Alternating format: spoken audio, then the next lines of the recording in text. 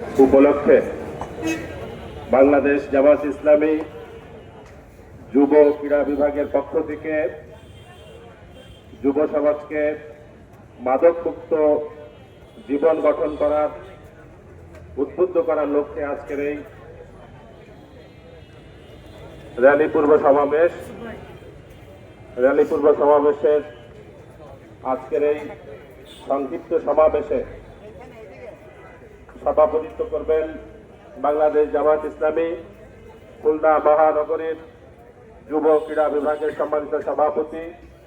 হাফিজ মুকাররম বিল্লাহ আনসারী। আজকের এই সমাবেশে প্রধান অতিথি হিসেবে উপস্থিত আছেন